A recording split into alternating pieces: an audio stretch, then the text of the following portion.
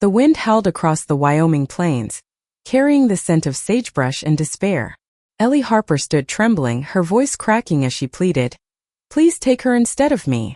The rancher, a shadowed figure against the dying sun, said nothing, just stared, his silence heavier than the gun in his hand. Ellie's heart pounded, each beat a prayer that her Clara would walk away from this alive. They'd come so far, the two of them, running from a world that didn't understand their love, only to stumble into this trap. The rancher's ultimatum was clear. One stays, one goes. But how do you choose when love is the only thing keeping you whole? Ellie was 25, with short, tousled brown hair and eyes that held a fire forged in hardship. She'd grown up in a small town outside Cheyenne, where whispers about her ways followed her like shadows. Clara, a year younger, was her opposite in every way, blonde, soft-spoken, with a smile that could melt winter. They'd met 2 years ago at a community college art class, where Clara's gentle sketches of wildflowers caught Ellie's eye. What started as shy conversations over coffee turned into stolen kisses, then a love so fierce it scared them both.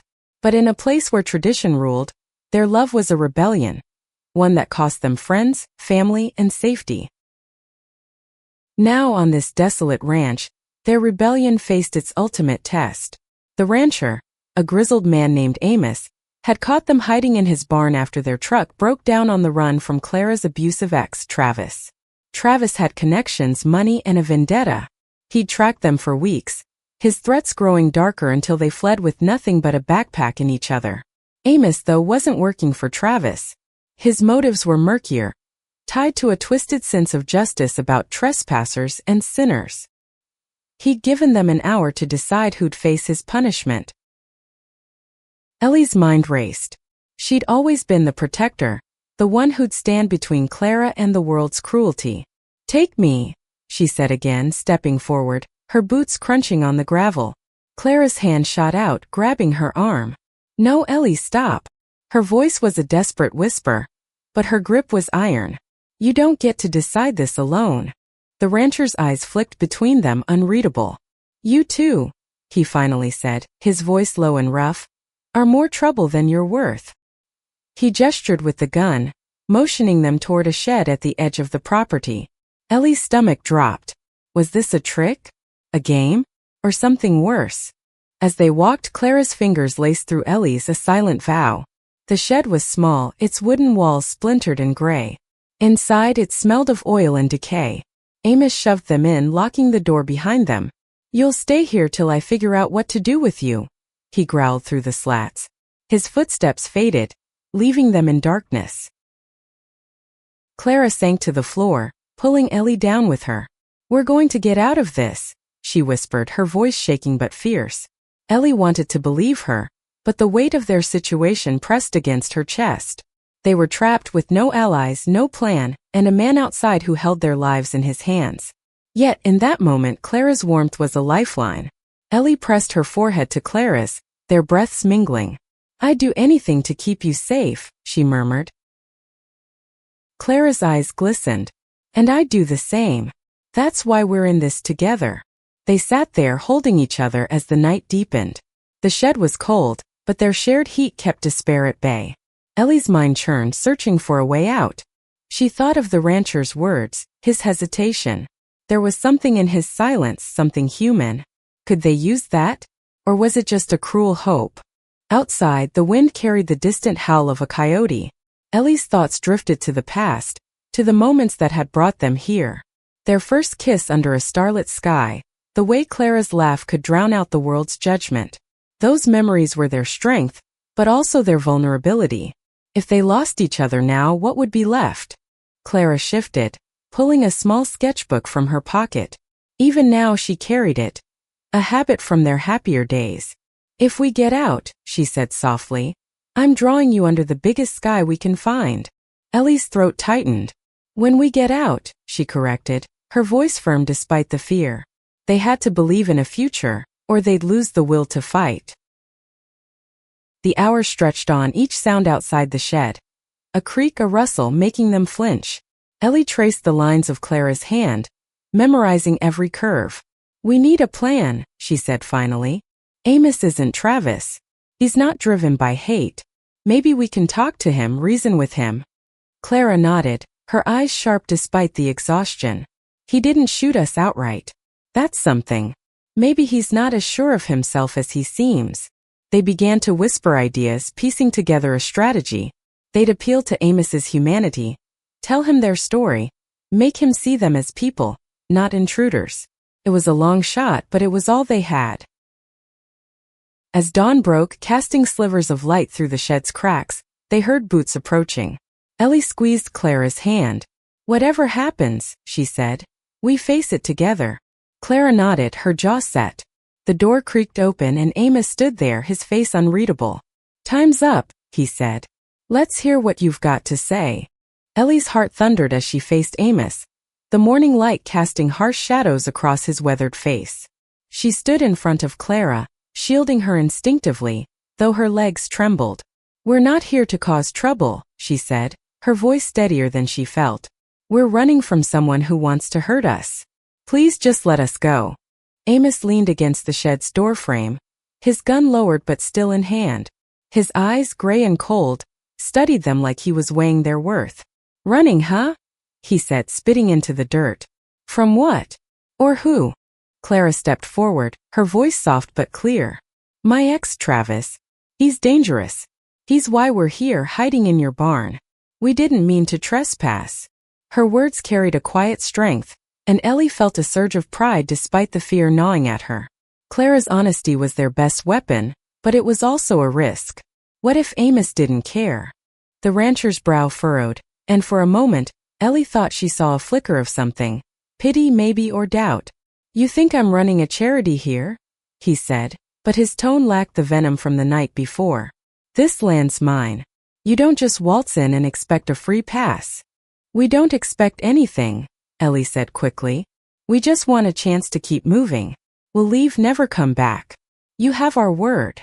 She locked eyes with him, willing him to see the truth in her desperation. Amos didn't respond right away. He glanced at the horizon, where the sun was climbing over the plains, painting the grass gold. Sit, he said finally, pointing to a pair of crates outside the shed. Tell me your story. All of it. It wasn't freedom, but it was a chance. Ellie and Clara exchanged a glance, a silent agreement to take the risk. They sat, the crates creaking under their weight, and began to talk. Ellie started, her voice low and raw. She told Amos about growing up in a town that judged her before she could speak for herself, about the whispers that turned to threats when she and Clara fell in love. Clara picked up the story, her words painting a picture of Travis, his charm that hid a controlling streak, his rage when she left him for Ellie. He said he'd never let me go, she said, her voice breaking. He's got money connections. He found us in every town we tried to hide in. Amos listened, his face a mask, but his grip on the gun loosened slightly. Ellie noticed her hope flickering. She leaned forward, her words urgent. We're not criminals. We're just two people trying to live. Trying to love each other in a world that makes it so damn hard. The rancher's jaw tightened. He looked away, his eyes tracing the outline of his land. Love, he muttered, almost to himself, complicates everything, don't it?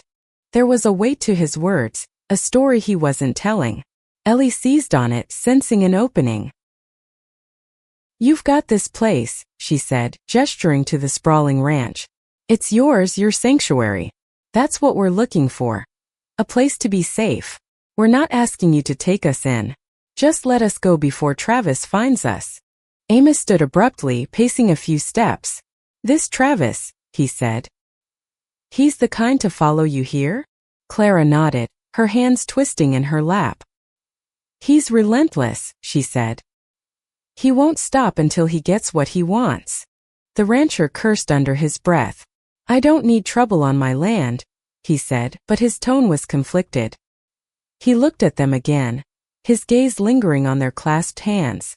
Ellie braced herself, expecting judgment, but instead Amos's shoulders sagged. My sister, he said so quietly they almost missed it. She loved someone she shouldn't have back in the day. Town didn't take kindly to it. She left, and I never saw her again. The admission hung in the air, heavy with regret. Ellie's breath caught. This was their chance. Then you know what it's like, she said softly. To love someone and lose everything for it. Please, Amos. Don't let us lose each other. He didn't answer right away. Instead, he walked to the edge of the property, staring out at the road that stretched into the distance. Ellie and Clara waited, their hands still entwined, their hope fragile but growing. When Amos turned back, his face was unreadable, but he holstered his gun. You stay here for now, he said. Out of sight. I need to think. He led them to a small guest house behind the main ranch, a dusty but sturdy building with a single room and a cot. Don't try anything stupid, he warned, locking the door behind them. It wasn't freedom, but it was better than the shed. Ellie pulled Clara close, their relief tempered by uncertainty. He's not letting us go yet, Ellie whispered. But he's not turning us over either.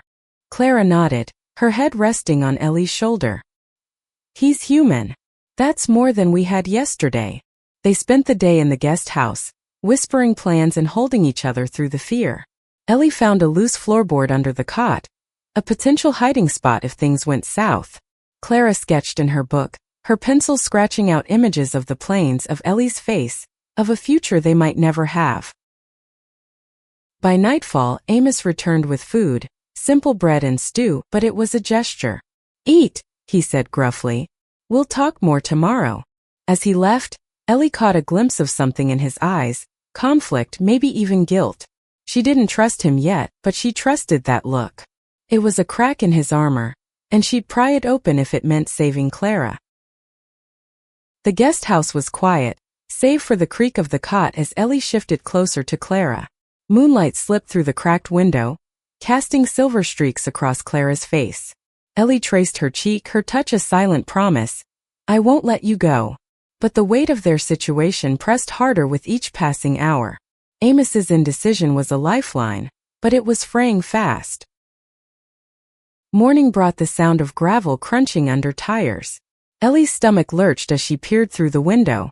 A black SUV, sleek and out of place on the ranch's dirt road, idled near the main house. Clara, she whispered, her voice tight. It's him. Clara's eyes widened, fear flashing across her face. Travis. He'd found them. They ducked low, hearts pounding as voices carried from outside. Amos's gruff tone clashed with another. Smooth, commanding, unmistakably Travis. You seen two girls around here? Travis asked, his voice dripping with false charm. One's mine. Ran off with some troublemaker. Ellie's fists clenched. The way he claimed Clara like property made her blood boil. Amos's response was low, measured. Ain't seen nobody. This is my land. You best move on. Ellie held her breath, waiting for betrayal, but Amos's words held firm. Travis laughed, a cold sound. You sure about that? I got a feeling you're hiding something. The SUV's engine cut off, and footsteps crunched closer. Clara gripped Ellie's hand, her nails digging in. What do we do? She whispered. Ellie's mind raced. The loose floorboard, she checked it last night. It was just big enough for one of them to hide. You get under, Ellie said, already lifting the board. Clara shook her head, her eyes fierce. No. We stay together. There's no time, Ellie hissed, her voice breaking. If he finds us both, it's over. Please, Clara. Tears welled in Clara's eyes, but she nodded, crawling into the cramped space. Ellie replaced the board, scattering dust to hide the seams. She stood just as the guest house door rattled. Amos stepped in alone, his face grim. He's sniffing around, he said, keeping his voice low. Says he's got a right to one of you. I don't like his type, but I don't like liars either. You got one chance to tell me why I shouldn't hand you over. Ellie's heart hammered, but she saw the conflict in Amos's eyes. He wasn't Travis. He wasn't cruel. She took a breath, choosing her words carefully. Clara's not his. She never was. He hurt her, controlled her, made her feel like nothing. I love her, and I'd die before I let him touch her again. If you've got any heart, you'll help us. Amos's jaw tightened, his gaze flickering to the floor where Clara hid. For a moment, Ellie thought he'd seen the hiding spot, but he looked away. Stay put, he said, turning to leave. I'll handle him. The door clicked shut, and Ellie sank to her knees, whispering to Clara through the floor. "We're okay. Just stay quiet." Outside, Travis's voice grew louder, more insistent. "I know they're here, old man. You can't hide them forever." Amos's reply was steady. "You're trespassing. Get off my land or I'll call the sheriff." Ellie's hope surged, but it was cut short by the sound of a gun cocking. Travis wasn't leaving without a fight. Clara's muffled sob came from under the floor. Ellie pressed her hand to the board, willing her strength through the wood. "We'll get through this," she whispered. But doubt gnawed at her. Amos was their only shield, and he was one man against Travis's money and rage. Hours passed, tense and silent. Amos returned at dusk, his face etched with exhaustion. "He's gone for now," he said, tossing a blanket onto the cot. "But he'll be back. Got a feeling he's not the quitting type." Ellie nodded, her throat tight. "Thank you," she said, meaning it. Amos grunted, avoiding her eyes. "Don't thank me yet." That night, Ellie and Clara lay together on the cot, the blanket barely enough to keep out the chill. Clara's sketchbook lay open, a new drawing half finished, a sketch of the two of them, hands clasped under a vast Wyoming sky. "This is us," Clara whispered, her finger tracing the lines. "No matter what happens." Ellie kissed her forehead, her heart aching with love and fear. "No matter what," she echoed. Amos's story about his sister lingered in Ellie's mind. It was a thread, a connection. If they could reach that part of him, maybe he'd help them escape. But Travis's return loomed like a storm cloud. They needed more than hope, they needed a plan. Ellie's eyes fell on a rusty nail in the wall, barely noticeable. An idea sparked. If they could loosen it, maybe they could use it to pick the lock or defend themselves. As Clara slept, Ellie worked the nail free, her fingers raw by the time it came loose. She hid it in her pocket, a small piece of control in a world spinning out of it. Dawn broke with no sign of Travis, but Amos's mood was darker. "He's circling," he said, bringing them water. "Got men watching the roads. You two got a choice. Stay and risk him finding you, or run and hope you're faster." Ellie's grip tightened on the nail. Running meant exposure, but staying meant trusting Amos completely. She looked at Clara, who nodded, her eyes steady. "We'll run," Ellie said. Amos didn't argue, just handed them a map and a key to an old truck hidden in the barn. "Wait till dark," he said. "And don't come back." Darkness cloaked the ranch as Ellie and Clara crept toward the barn, the map and key clutched in Ellie's hand. The night was alive with sounds, crickets, the rustle of wind through sagebrush, the distant bark of a dog. Every noise felt like a warning, as if Travis's shadow lurked just beyond the moonlight. Clara's hand trembled in Ellie's, but her steps were steady. They were doing this together, no matter the cost. The barn loomed ahead, its weathered boards barely visible in the dark. Ellie's pulse raced as she unlocked the side door, the key scraping in the rusted lock. Inside, the truck waited, a beat-up Ford, its paint chipped but tires intact. "This is our shot," Ellie whispered, squeezing Clara's hand. They climbed in, the cab smelling of oil and old leather. Ellie turned the key, praying the engine wouldn't betray them. It sputtered, then roared to life. They eased out of the barn, headlights off, guided only by the faint glow of the moon. The map showed a back road that cut through the plains, avoiding the main highways where Travis's men might be waiting.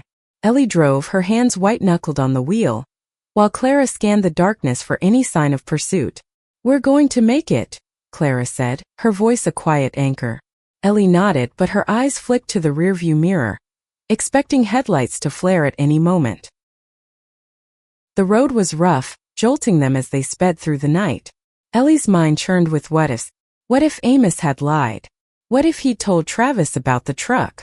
But she pushed the thoughts down, focusing on the road and Clara's steady breathing beside her.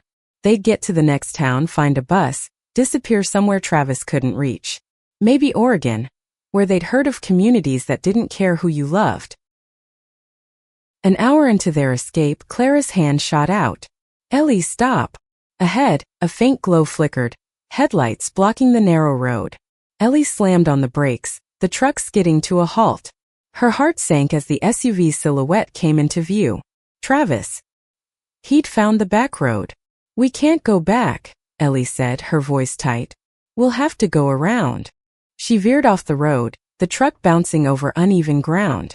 Clara braced herself, her eyes locked on the SUV. He's moving, she said, panic creeping into her voice. The headlights swung toward them, closing the distance. Ellie floored the gas, the truck rattling as it tore through the grass. Hold on, she said, her jaw set. She aimed for a gap in the hills, hoping to lose Travis in the terrain. The chase was relentless.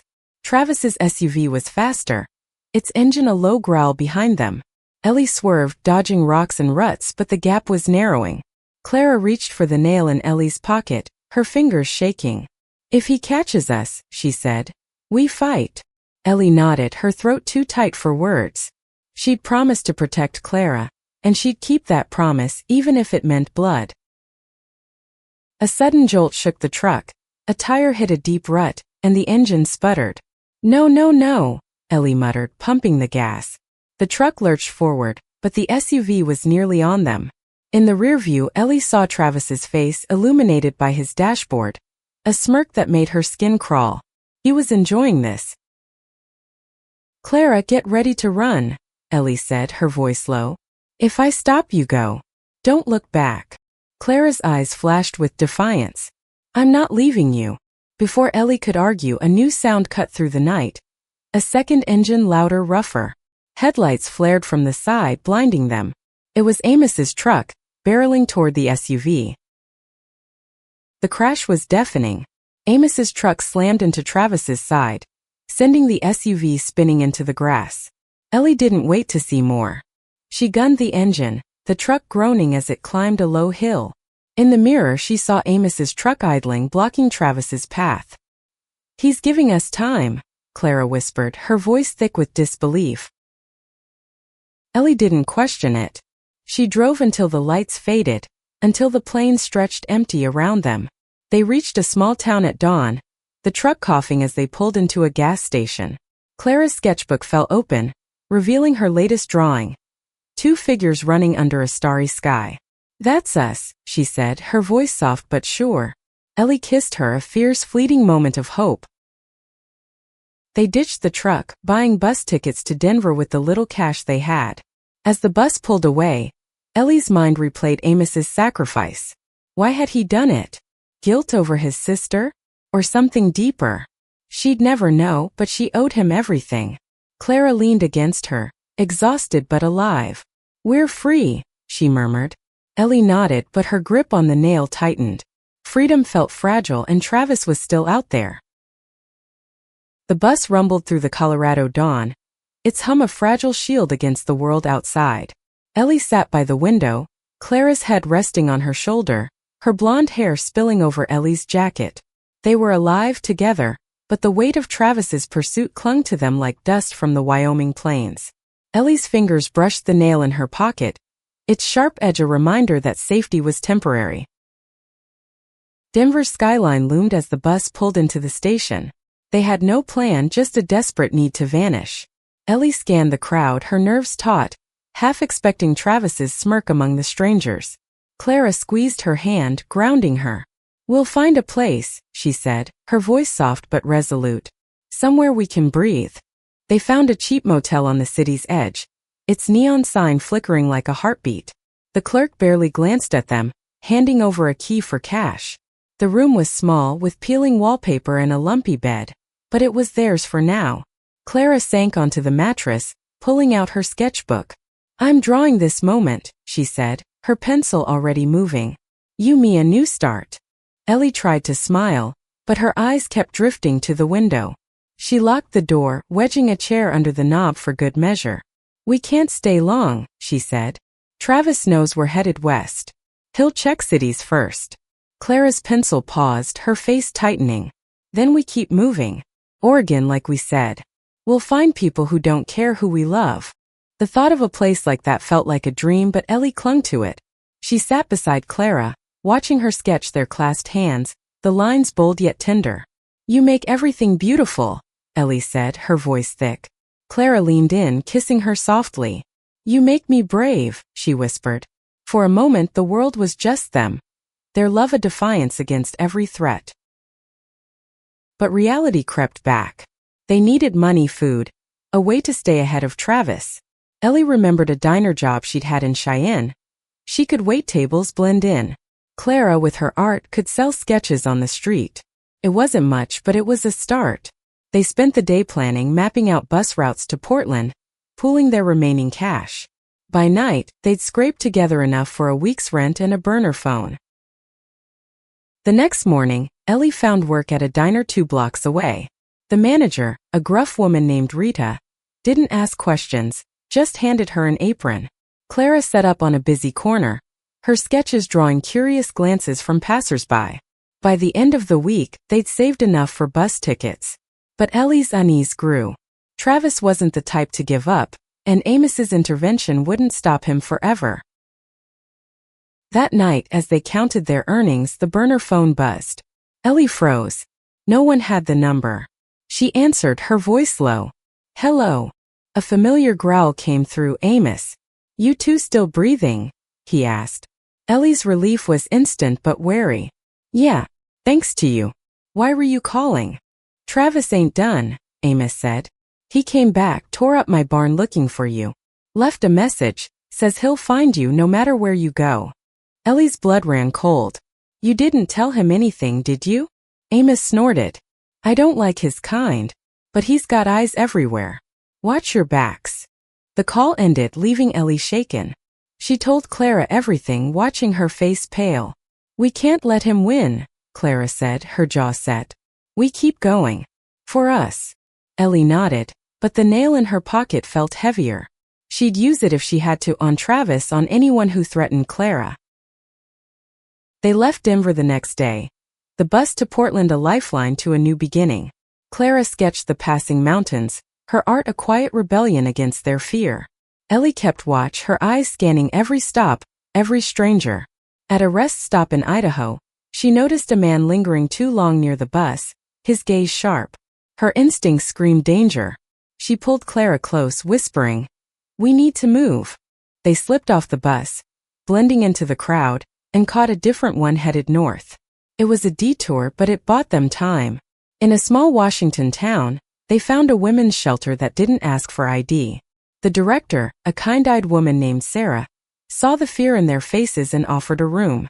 "You're safe here," she said. Ellie wanted to believe her, but safety was a luxury they couldn't afford.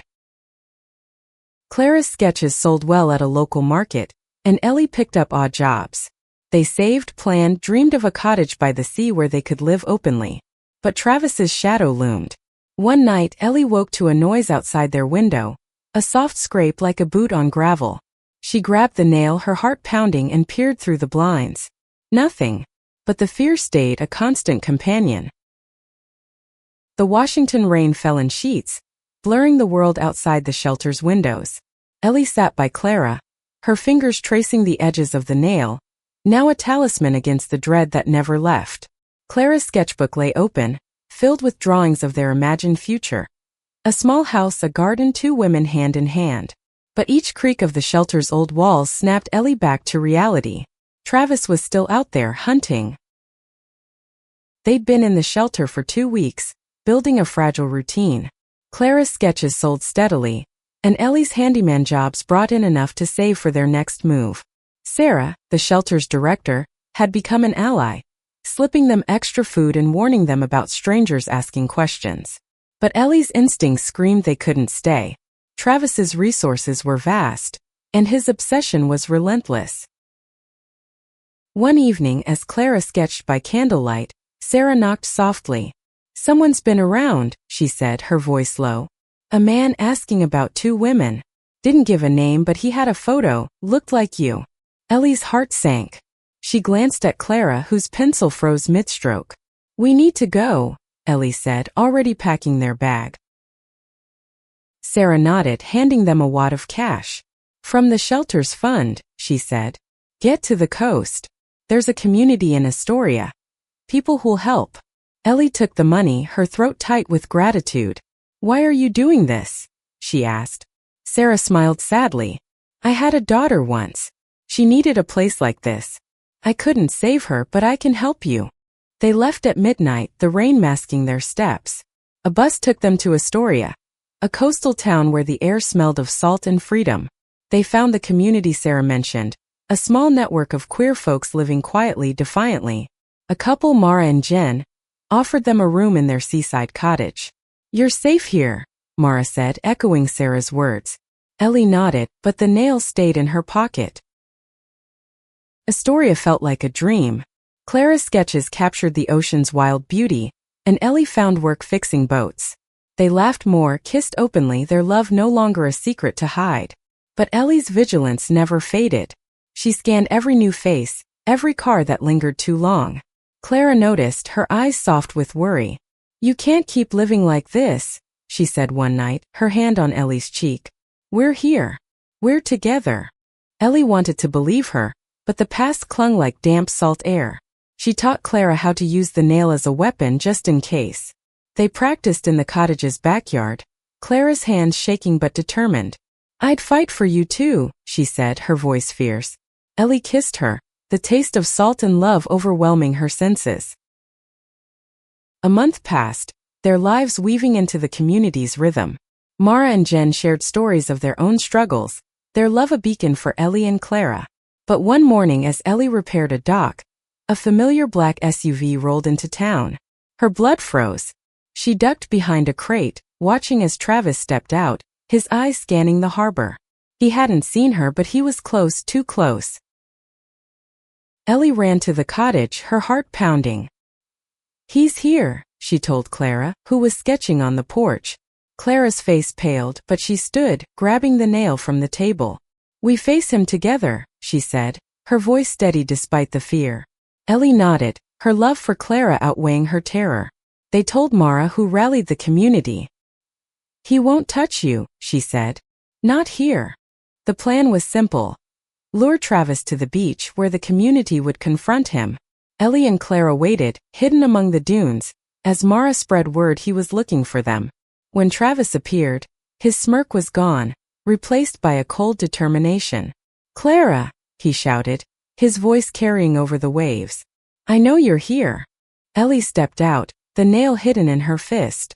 Leave her alone, she said, her voice cutting through the wind.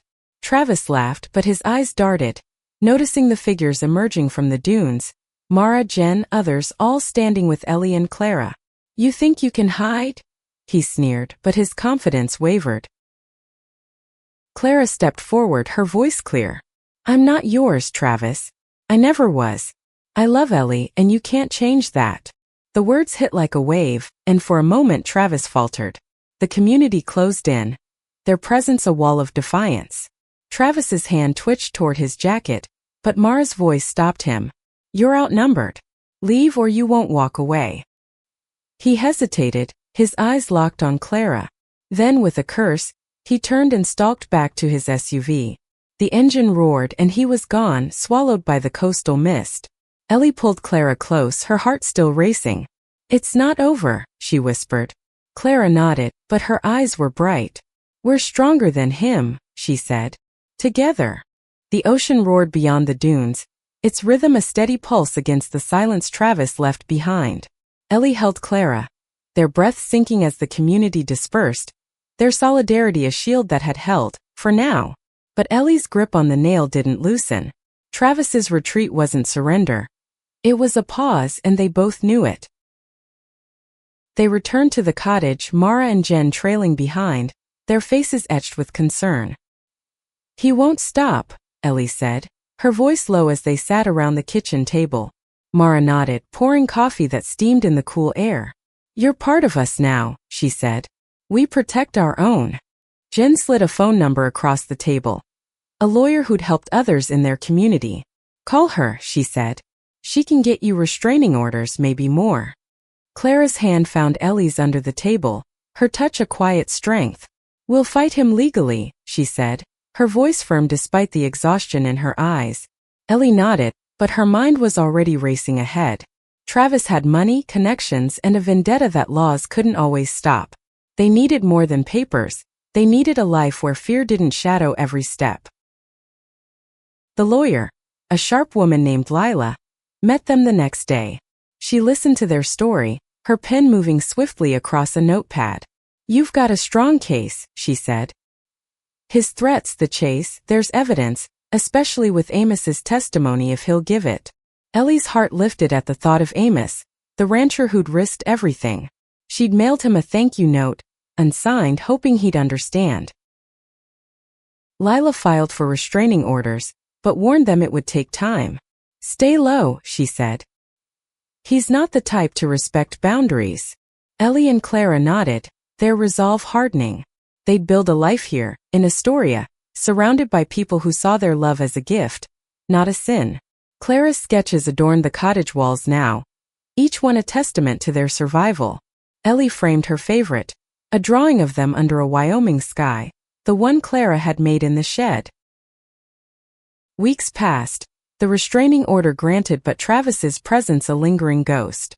Ellie worked the docks, her hands growing calloused, her eyes always scanning the horizon. Clara's art flourished, her sketches selling at galleries, her talent a bridge to their new community. They saved for a place of their own, a small apartment overlooking the sea. Each night they fell asleep to the waves, their love a quiet rebellion against the world's cruelty. One evening as they walked the beach, Clara stopped, her eyes on the horizon. "I used to think love was enough," she said, her voice soft. "But it's more than that. It's fighting for each other every day." Ellie pulled her close, the nail long discarded, its weight replaced by something stronger, hope. "We've got that," she said. "And we've got them." She nodded toward the town where lights glowed in the dusk, each one a promise of safety. Months later, word came from Lila. Travis had been arrested, caught harassing another woman in Denver. The news was a relief but not a victory. He'd be back someday, but Ellie and Clara were ready. They'd built a life, not just a hiding place. Their apartment was small but theirs, filled with Clara's art and Ellie's quiet strength. They hosted dinners for Mara, Jen, and others, their laughter drowning out the past. One night under a full moon, Clara pulled Ellie to the beach. She carried her sketchbook, its pages worn from use. "I finished it," she said, opening to a drawing of them, older lines on their faces but their hands still clasped the ocean behind them. "This is us years from now," Clara said, her eyes bright. "Still fighting, still loving." Ellie's throat tightened. She thought of Amos, of Sarah, of every person who'd helped them survive. She thought of the girl who'd pleaded, "Please take her instead of me," and the rancher who'd taken them both, not to harm but to save. "We're more than our scars," she said, kissing Clara under the stars. "We're home." Their love wasn't just a rebellion anymore, it was a legacy. They'd faced the world's judgment, Travis's rage, and their own fears, and they'd won. Not because they were fearless but because they chose each other every time. As the waves crashed, Ellie knew they'd keep choosing, no matter what came next. Their story wasn't over but it was theirs, written in every sketch, every touch, every breath they shared.